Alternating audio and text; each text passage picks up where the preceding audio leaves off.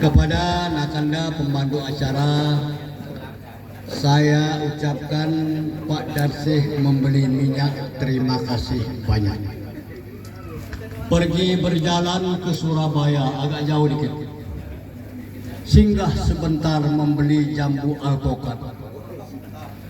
Kalau bapak-bapak dan ibu ingin mendapat pahala, sambutlah salam dengan semangat.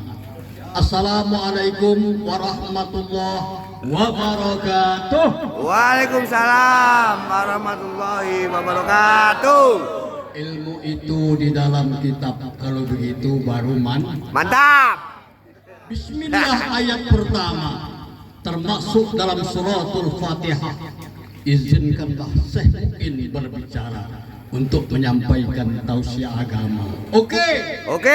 Ini agak gaul sedikit. Cuman bukan gaul beneran.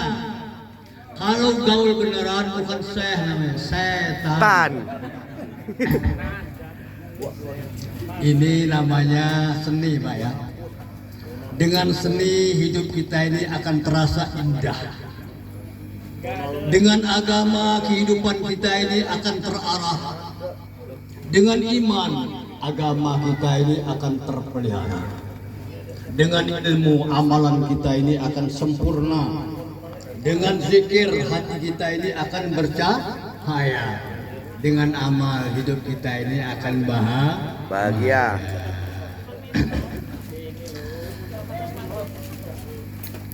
Teristimewa kami tujukan kepada Bapak Kepala Desa, aparatur pemerintahan setempat.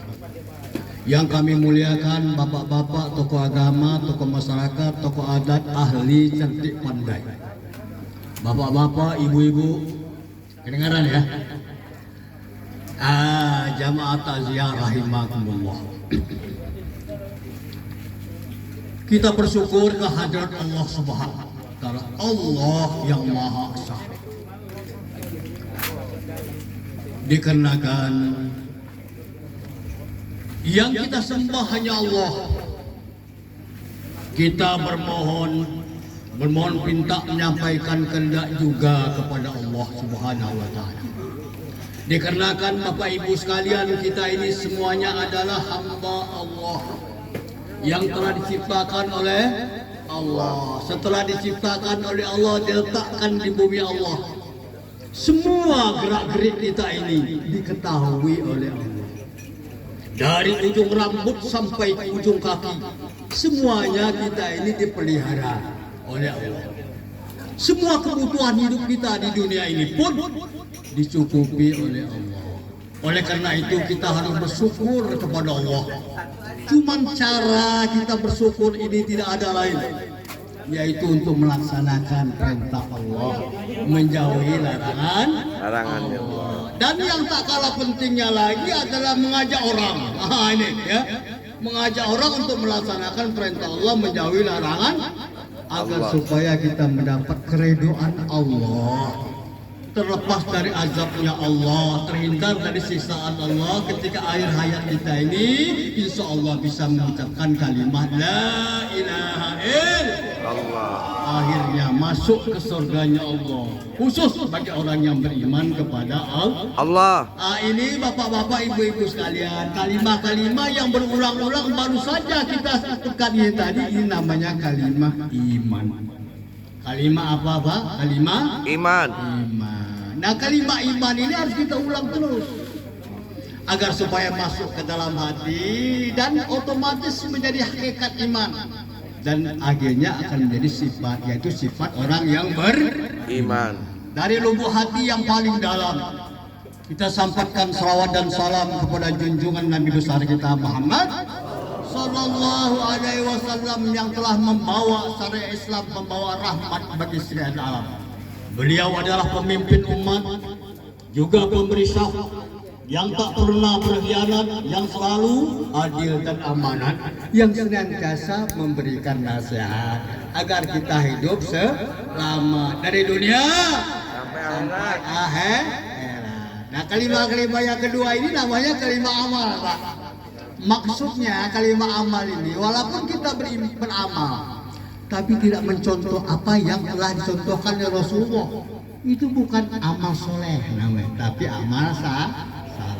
Mudah-mudahan kita semuanya yang hadir pada malam ini akan termasuk kategori hamba Allah pengikut Rasulullah, warga negara Indonesia yang beriman dan beramal soleh, yang paham dan pandai dengan seluruh agama, yang hanya mengabdi kepada Allah, berbakti kepada kedua orang tuanya, berguna bagi masyarakat nusa bangsa dan agama. Jangan kuat-kuat kalau mingang. Sebab yang bicara ini baru saja minum sprit.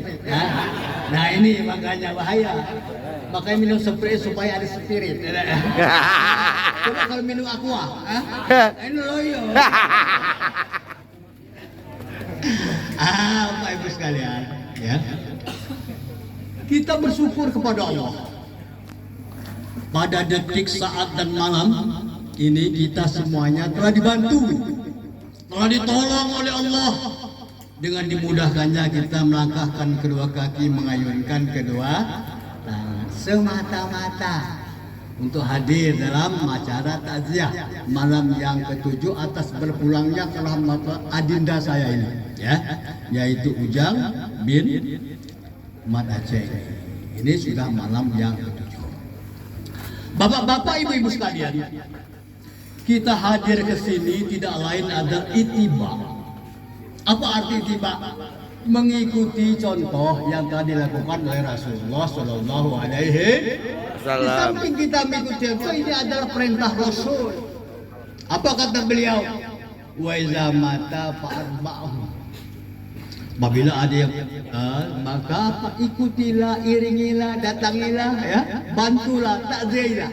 Nah, ketika Rasulullah di kota Madinah, apabila ada yang meninggal, beliau tahu dan diberitahu, pasti Rasulullah akan hadir. Dan beliau bukan hanya hadir, tapi turut serta melaksanakan tugas untuk penyelesaian jenazah. Beliau memberi petunjuk bagaimana cara memandikannya, cara mengkafaninya, mensolatkannya, dan mengebuk. Beliau tidak akan pulang sebelum selesai. Nah, aturan-aturan mengurus takziah ini kita ikuti sampai sekarang. Nah, ya. Nah, oleh karena itu, dalam kesempatan ini,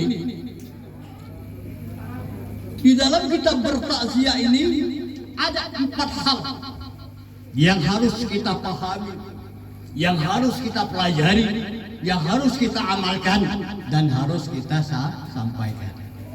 Adapun yang keempat hal tersebut, yang pertama, begitu almarhum mengembuskan nafas yang terakhir, kita yang masih hidup ini mempunyai kewajiban yang dikatakan beliau tadi adalah fardu kifayah. Ada di antaranya yang ikut memandikannya, ada yang mengkafaninya, ada yang mensolatkannya, dan ada pula yang ikut mengebumikannya. Apabila kita lakukan, ya Allah akan mendapat ganjaran yang besar. Rasulullah katakan 2 qirot. 2 qirot itu pahalanya yaitu sebesar 2 Uhud. Wah, lah banyak kalau 2 gunung ada ya. Nah ini. Cuma dengan syarat kita laksanakan dengan ikhlas dan tidak menceritakan aib jenazah. Nah ini ya, syaratnya 2, ikhlas dan tidak menceritakan aib jenazah. Adapun yang kedua, mulai malam pertama, malam kedua, malam ketiga sampai malam ini, kita semuanya hadir, turut serta melaksanakan syafaat pramalan dengan mengadakan seperti tadi pembacaan silsilah yang ditujukan kepada almarhum, dilanjutkan dengan yasin, tahlil, tasbih, dan doa. Semuanya tidak lain, tujuannya sama, tujuannya podo wae seru kene gegogao seperti saja, yaitu mengharap kehadap Allah Subhanahu wa taala semoga almarhum ini yang pertama diterima amalnya, ibadahnya. Pertama itu. Sebab dengan diterimanya amal ibadah, peluang beliau untuk masuk surga itu langsung. Oh, enggak ada hambatan, tidak ya? Nah, dengan modalkan pahala Nah, ibadahnya diterima oleh Allah Subhanahu wa taala. Yang kedua diiringi dengan apa? Kita mohon ke hadrat Allah semoga kesalahan, khilafan, kealfaan yang besar, yang kecil, yang disaja maupun tidak, yang nampak maupun yang tersembunyi, semuanya yaitu diampuni oleh Allah Subhanahu wa taala. Begitu utang-utangnya pula dilunasinya. Nah, kan? Nah, jadi apa? Mulus perjalanan beliau ya dihul jannah bi ghairi hisab. Langsung masuk surga tanpa hisab. Nah, ya. Nah, jadi ya mudah-mudahan almarhum ini satu diterima oleh Allah amal ibadahnya, diampuni segala dosa-dosanya, dan bukan hanya itu, tetapi yang penting itu dilapangkan kuburnya, dibebaskan dari segala azab kuburnya, dan terakhir wa masyakina thayyibatan fi jannati adnin, yaitu ditempatkan di tempat yang layak di surga Aden di sisi Allah Subhanahu wa taala. Dan begitu pula berikut kepada istrinya, anak-anaknya, menantunya, cucu-cucunya, kaum kerabatnya, ya, semuanya diberi ketabahan dan kesabaran di dalam menghadapi ujian ini, musibah ini, ya. Nah, sebab kita menyadari bahwa kita ini akan seperti almarhum juga, ada ya. Tapi kalau saya ini terang, ya, walaupun saya sudah tua nih, sudah 73 tahun, jadi sudah tua bangka, ya. Tapi kalau soal kematian ini, nah ini terang, saya nggak mau buru-buru. Ini terang. Kalau bapak-bapak mau nempel, kalau soal mati itu nggak usah takut. Sudah ditentukan oleh Allah, ya. Bala, jodoh, rezeki, maut itu sudah ditentukan oleh Allah Subhanahu wa taala. Maka dari nafsi antamuta illa biiznillah, kita sudah mengajar. Setiap yang bernyawa tidak akan mati kecuali atas izin Allah Subhanahu wa taala yang telah ditentukan sesuai dengan ketetapannya yang tertentu. Sebab di atas 7 peteran langit menjauh di sana itu ada namanya Lauhul Mahfuz. Nah, di Lauhul Mahfuz inilah bala, jodoh, rezeki, maut yang telah terjadi, yang sedang terjadi, yang akan terjadi sampai hari kiamat telah ditetapkan di sana. Jadi kita harus menyadari. Dan apabila waktunya sudah sampai, ini nggak bisa lagi mundur, walaupun sedetik. Dalam surah Al-A'raf ayat 37 dibaca. Likulli ummatin ajal, fa iza jaa ajaluhum la yasta'khiru sa'atan wa la yastaqdimun. Enggak usah lihat bibir saya. Enggak usah dilihat, dia tadi minyak. Yang penting usaha. Ya. Likulli ummatin ajal, setiap yang bernyawa pasti akan berakhir. Dan apabila sudah sampai waktunya, sebab Allah menciptakan makhluk yang namanya ajal. Apabila ajal sudah sampai, tidak bisa mundur sedetik, maju sedetik. Nah, pengertian dari ayat ini nggak ada lain. Bahwa saya kematian, ketentuan Allah akan berlaku bagi siapa saja. Kata orang sana, Lampung Sisir, ingat kaladina mati pandai keji, uiram di dunia,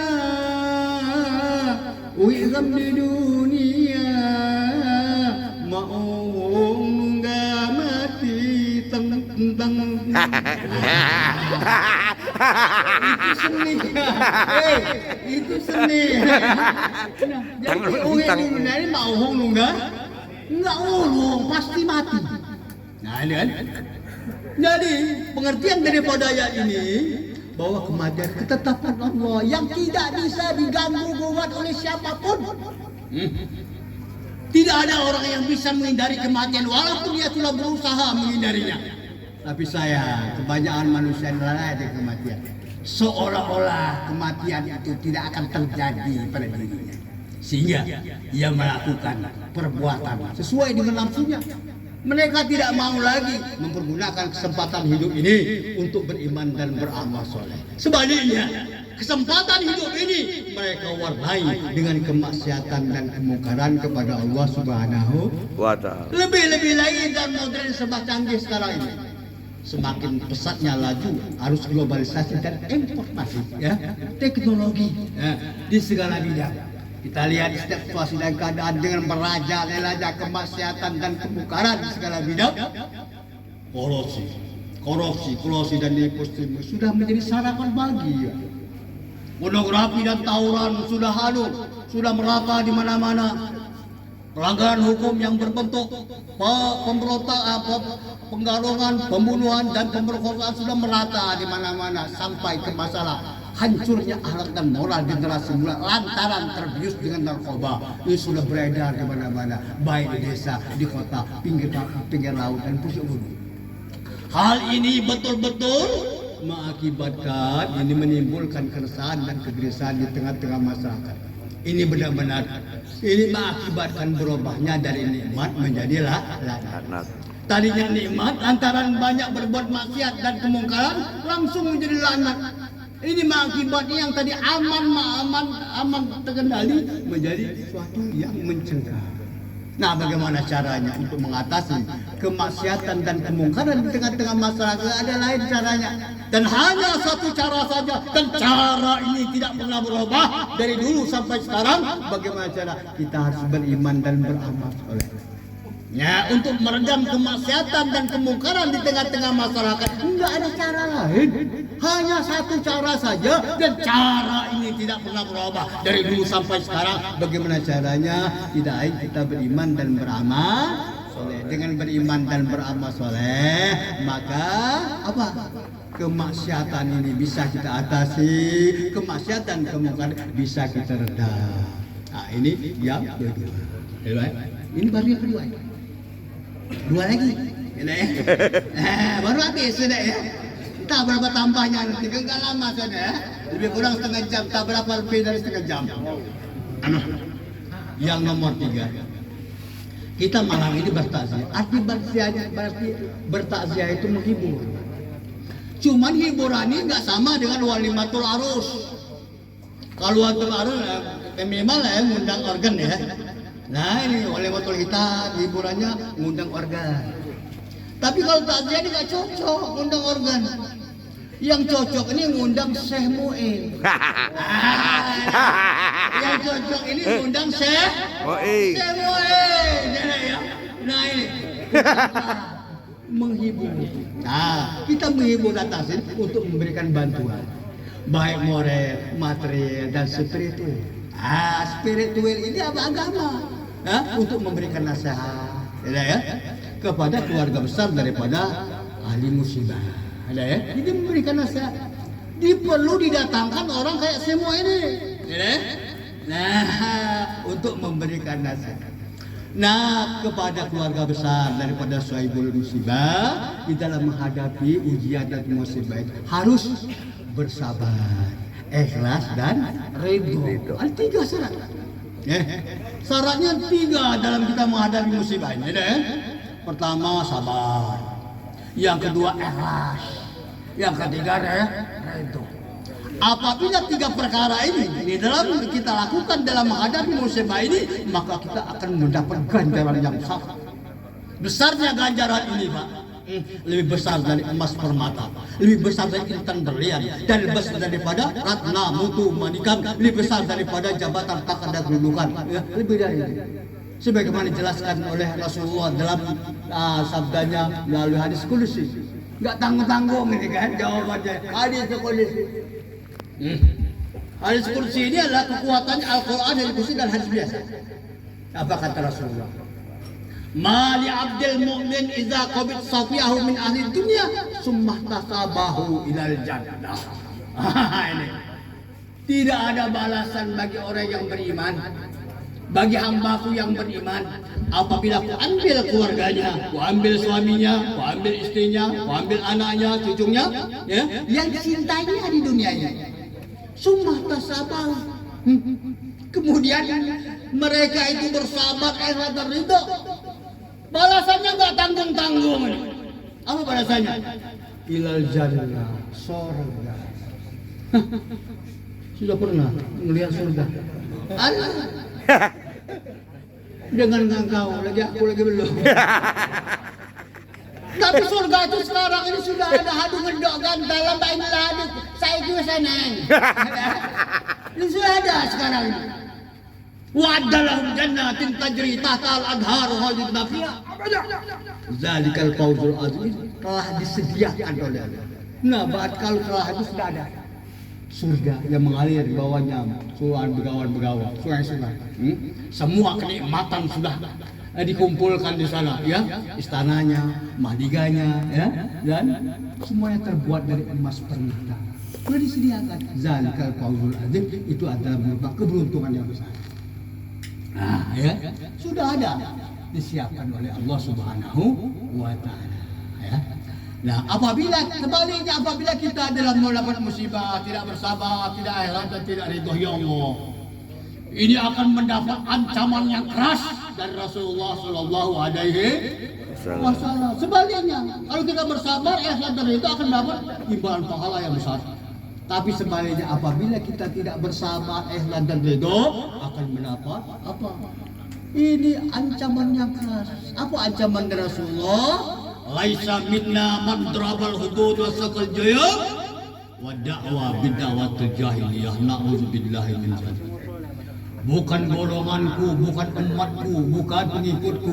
Orang yang mendapat musibah, menampar-nampar pipinya, merobek-robek saku bajunya, dan apa? Mengeluh dan meratap sebagai keluhan orang-orang jahil. Nah, enggak diakui oleh Rasulullah. Kalau enggak diakui oleh golongan Rasul, golongan siapa aja? Enak kalau golongan kalau golongan setan. Lah bahaya udah ada. Nah, bukan golonganku. Apabila ada seorang yang mendapat musibah, ia menampar-nampar bibinya, merobek-robek saku bajunya, dan mengeluh, serta meratap seperti keluhan ratapan orang-orang jahil. Wow, ajaib. Nah, lebih keras lagi. La'ana Rasulullah an-nahya wal mustami'. Rasulullah melaknat wanita-wanita yang berkeluh kesah dan meratap, dan orang-orang yang mendengar keluh tapi enggak ditegur. Awas, ini tujukan kepada kaum wanita. Sebab kaum wanitanya lemah. Ya. Sebab senjata kaum wanita ini kalau ada apa-apa menangis. Nggak disadari dia mengeluh dan meratap. Kalau soal nangis silahkan, mau 5 malam, mau seminggu, lanjutlah. Asal tahan, ya. Tapi yang dilarang itu keluh kesah dan ratapan. Itu yang dilarang. Kalau bapak suami meninggal dia tertawa, nah ini agak aneh lah ya. Suami meninggal dia tertawa. Nah keladasan dia, mau baca apa? Aneh. Dia meninggal nangis, ya. Nah ini jenazah supaya enak. Makanya orang harus berlaku adil, ya. Nah itu caranya. Nah, ditujukan kepada wanita lemah. Kalau ada apa-apa nangis, ya kan? Nah ini. Bapak saya dulu waktu meninggal saya nggak nangis. Sebab bapak saya tuh nggak keras orangnya. Dikit-dikit nampar, nerjam ke saya. Orangnya agak bengis. Makanya dia meninggal saya nggak nangis. Tapi kalau ibu saya orangnya lemah lembut, itu 3 hari 3 malam aku nangis. Jadi kalau kita mau ditangisi anak-anak, ya saya alhamdulillah jangan keras. Tapi untung bapak saya keras. Kalau nggak keras saya jadi jabalan, ya. Dan dengan adanya keras jadi kiai saya. Untung nih bapak gue keras. Kalau dulu, mungkin sudah dimetriuskan orang. Ya, sudah tua gayanya sudah kayak gini, masih muda. Nah inilah. Nah jadi dalam hal inilah makanya ya. Nah itu, kita mau sampaikan. Nah jadi yang selanjutnya, barang siapa yang melakukan yang keempat hal tersebut dalam kita melaksanakan takziah, maka dia akan mendapatkan pahala yang sama dengan orang yang mendapat musibah. Ya hadapi dengan sabar, ikhlas dan ridho. Dan bagi kita semua yang hadir pada malam ini selaku takziah, ini akan mendapatkan pahala yang sama dengan ahli musibah yang ia hadapi dengan sabar, ridho dan ikhlas. Apakah dalam mana aja musibah para mislu ajrihi. Barang siapa yang bertakziah dengan orang yang dapat musibah, maka dia akan mendapat pahala yang sama dengan orang yang mendapat musibah tapi hadapi dengan sabar dan ikhlas. Jadi kita di Allah sama-sama peluang untuk masuk surga. Tapi jangan kayak orang Klaten. Wah, tinggal usah kita sholat, kita puasa, kata saya mau itu kalau ada orang meninggal tak ziarah, peluang masuk surga. Tapi sembahyang enggak jadi mula ada ya. Sebab banyak-banyaklah kita mencari peluang. Belum tentu kita sholat peluang kita surga, belum tentu. Belum tentu dengan puasa kita peluang surga, belum tentu. Belum tentu kita sedekah, begitu haji belum. Mudah-mudahan dengan peluang kita bertakziah ini ya, dan peluangnya ya, yaitu mendapatkan surga. Nah, yang selanjutnya ini nasihat kepada anak-anak daripada almarhum. Ini khusus nasihat kepada keluarga besar daripada almarhum. Waktu Rasulullah sedang memberikan tausiah agama di Masjid Madinah, sekonyong-konyong datang beberapa orang Bani Sulaim. Sulaim ini gak jauh dari kota Madinah, sekitar 30 kilo. Begitu Rasulullah sedang selesai memberikan tausiah agama di masjid mengenai kematian, berdirilah salah satu orang Bani Sulaim. Wah, beraninya dia. Gagah orang Sulaim. Ya Rasulullah, hal baqiya min dini abi wa ba'da mautihina. Kira-kira bapak tahu artinya. Ya kalau sudah tahu enggak saya terjemahkan lagi. Hal baqiya min birri abi wa ba'da mautihina. Ya Rasul, masih bisakah saya berbuat baik kepada kedua orang tuaku sedangkan kedua orang tuaku sudah meninggal? Apa jawab Rasulullah? Na'am. Masih bisa. Kaget dia. Disangkanya berbuat baik kepada orang tua nggak bisa itu sudah meninggal. Disangkanya mana orang baru masuk Islam ini ya. Lain dengan orang nih sidang liwu ini. Kalau sidang liwu ini ya ada kumpulan ulama ada ya. Ya. Tapi kalau orang Bani Sulaim itu belum. Sangkanya berbuat baik kepada orang tidak bisa setelah dia meninggal. Cuman caranya berbuat baik dengan orang tua setelah meninggal ini lain dengan dia ketika masih hidup. Kalau dia masih hidup, kalau orang tua kita sakit, kita cari untuk penawarnya. Kalau dia mau makan, kita kasih 4 sehat 5 sempurna. Kalau dia mau merokok, jangan dikasih gerai kopi. Dia minimal surya. Kalau bapak kita sudah meninggal, kan? Bapak kita masih sehat, dia mau nikah, cari kan jodohnya dah. Bapak saya di Palas itu meninggal dulu kan. Aku nak nikah lagi. Hai. Banyak murid-muridku ibu-ibu pengajian. Ini dia saya carikanlah yang anu. Ada satu yang masih bahino. Woi katanya terima kasih nian kata dengan anakku Muin. Nah, batin menangkan orang tua. Nah, jangan dilarang, bahaya kalau dilarang. Udah ya. Namanya kebutuhan ya. Itu kita carikan. Nah, ini. Sampai mati bapak saya itu yang paling bagus ada anakku hanya gelmuin.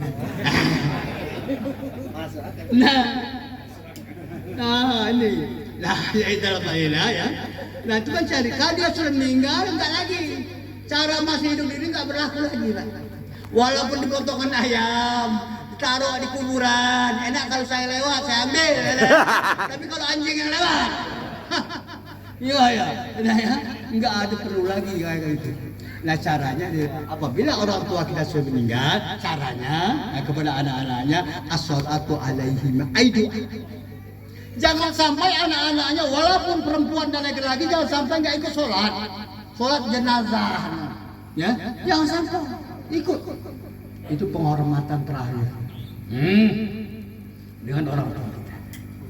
Nah setelah kita melakukan sholat jenazah, sholat jenazah itu ada doa Allah maafirlahu kalau laki-laki, Allah maafirlah kalau perempuan. Kita minta diampuni dosa-dosa. Dan setelah itu gak cukup hanya sholat saja, diiringi setelah kita sholat, diiringi dengan kita berdoa. Rabbighfirli wali walidayya warhamhuma kama rabbayani shaghira. Itu ajaran Rasul. Ya Allah ampunilah Apabila kedua orang tuaku, kasihlah mereka ya Allah sebagaimana mereka mengasihi waktu aku masih kecil. Sampai nangis, jangan sampai tertawa. Sudah ya? Kesian Allah tuh kalau sampai nangis itu Allah kesian. Coba kalau ada orang miskin, bang yang minta dia tertawa-tawa, kita usir. Waduh, nggak ada kesusahan utang ada ya. Hanya Allah dengan sifatnya sama ya, pengasih dan pengasih lagi Allah ada ya. Iya. Nah kalau minta kepada Allah diiringin dengan nangis. Kalau nggak bisa nangis, Ica nangis. Masa Ica nggak bisa ada ya? Ica nangis, dianggap nangis beneran. Nah, ini caranya. Nah, ya Allah wa istighfarullah dan memohon ampun kepada keduanya. Sampai sekarang setiap saya sholat saya minta ampun kepada Allah atas kedua orang tua. Saya baca Quran di bulan puasa 15 kali khatam dan ya Allah beri aku kekuatan Allah menghatamkan Quran hadiah pahalanya berikanlah kepada kedua orang tua aku ya dan kedua orang itu disampaikan oleh Allah. Nah ini cara ini. Dosa yang ketiga wa in faduma ba'da matihima dan melaksanakan wasiat keduanya apabila keduanya sudah meninggal. Nah jadi ini pengertiannya bapak-bapak. Kalau kita meninggal jangan buru-buru. Kan sudah tanda-tanda kita mau meninggal kan? Udah sakit ada ya. Nah kumpulkan kita anak-anak kita di mana kumpul semua kan? Berilah wasiat. Sebab wasiat ketika akan meninggal itu kesannya luar biasa. Jangan sampai nggak berwasiat. Minimal wasiatnya hai anak-anakku. Kalau aku sudah meninggal nanti jangan kamu nggak ibadah kepada Allah. Nah dengan adik-adik aku ada ya. Dengan kaum kerabat tuh baik kan ya? Nah ini caranya kesannya itu bukan main dan anak-anak melaksanakan wasiat itu wajib itu hukumnya nah ya terus itu wasilaturrahmi allati la tusaddi alaihi yang keempat menyambungkan keluarga daripada almarhum sebab almarhum ada keluarganya ya? Nah apa keluarga seperti adik kita ini keluarga daripada almarhum. Nah, ya kan? Jadi anak-anak ini sambung, lebih akrab lagi, lebih silaturahmi lagi dibandingkan almarhum masih hidup. Kalau ada apa-apa panggil, ya. Nah, seperti saya ini ya. Nah, kalau ada apa-apa panggil. Kalau ada makanan yang enak itu dulu kan aku ini. Nah, ini namanya menghormati, nah ya. Nah, ini. Wasilaturahmi allati la tusalli alaihi menyambungkan silaturahmi kepada keluarga almarhum. Jangan sampai putus.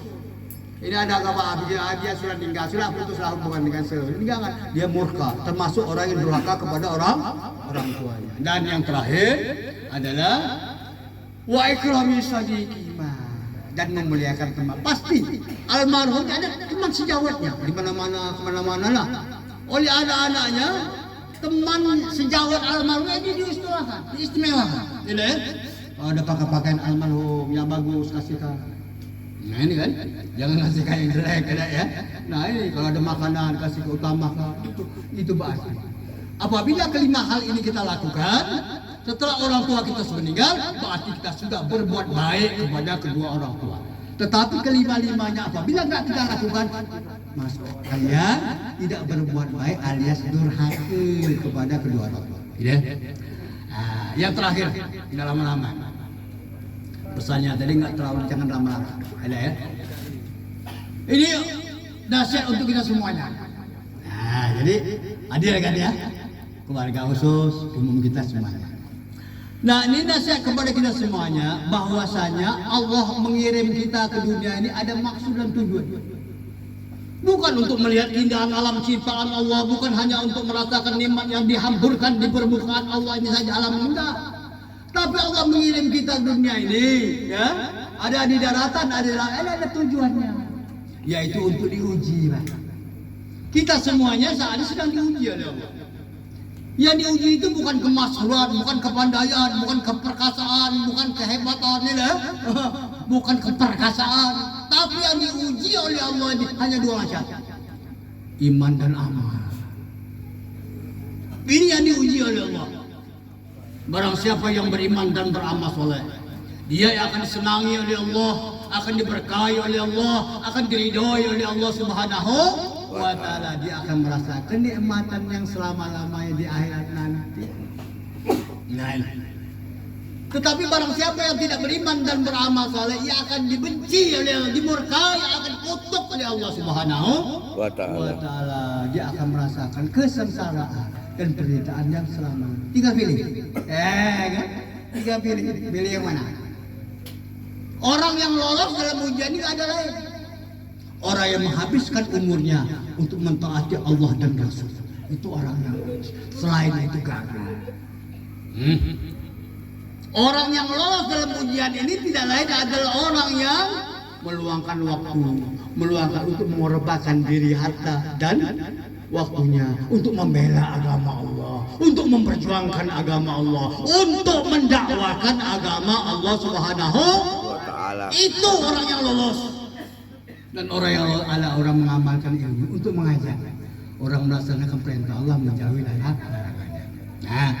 Nah inilah perkara-perkara yang harus kita laksanakan semasa kita masih hidup, ya. Sebab Allah menciptakan dunia ini tidak lain, ya. Ini untuk keperluannya, untuk keperluan. Dunia ini diciptakan oleh Allah hanya untuk keperluan dan kepentingan hidup. Sedangkan keperluan hidup itu hanya 3 perkara.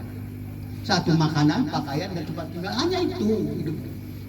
Kita diciptakan oleh Allah bukan untuk itu, tapi untuk hidup bahagia selama-lama di akhirat nanti. Nah, oleh karena itu mari kita sama-sama, mumpung kita masih diberi oleh Allah Subhanahu wa taala umur, iman, umur dan sehat, ya. Bagaimana iman, umur dan sehat kita gunakan agar supaya kita menjadi hamba Allah yang taat, pengikut Rasulullah yang setia, warga negara Indonesia yang beriman dan beramal saleh. Amin Allahumma. Nah, rasanya cukup sekedar inilah ya yang saya sampaikan dalam takziah yang ke-7 ini. Dan mudah-mudahan doa kita yang kita munajatkan kepada Allah Subhanahu wa taala, Allah akan mengijabah, mengabulkannya kepada almarhum ya, Ujang Aceh. Mudah-mudahan akan diterima amal ibadahnya, akan diampuni kesalahan, kehilapan, kealfannya yang besar, yang kecil, senajam maupun tidak, yang nampak maupun yang tersembunyi, ya. Akan dilapangkan kuburnya dan akan dibebaskan dari segala macam bentuk azab kuburnya, dan terakhir ditempatkan wa masakin thayyibatan fi jannati adnin, ditempatkan di tempat yang layak sisi Allah di surga adil, dan kepada keluarga yang ditinggalkannya mudah-mudahan Allah memberikan kekuatan, ketabahan dan kesabaran, keikhlasan dalam menghadapi musibah ini. Dan kepada kita semuanya, kejadian musibah ini adalah satu tarbiyatul umat, pendidikan bagi kita, ya, bahwasanya kullu nafsin dha'iqatul maut, setiap yang bernyawa pasti akan berakhir. Kita ini siap-siap, ada ya. Kita nggak tahu. Hari ini kita baca Yasin, mungkin besok sudah diyasinkan orang, ada ya. Hari ini kita bisa sholat, mungkin besok sudah sholatkan orang, ada ya. Nah ini nama kita setimpan, siap siaga, menunggu kemungkinan yang pasti akan datang kepada kita, ya. Nah oleh karena itu, ini kota Curug di provinsi Bengkulu saya cukupkan sampai sekian dahulu. Burung irian, burung cendrawasih, cukup sekian dan terima kasih. Jakarta kota yang indah. Di sana ada istana presiden. Kalau ada kata-kata Syekh Mu'in yang salah, mohon dimaafkan 100%. Billahi taufiq wa hidayah. Nasrul minallahi wa fathun qarib. Wassalamualaikum warahmatullahi wabarakatuh.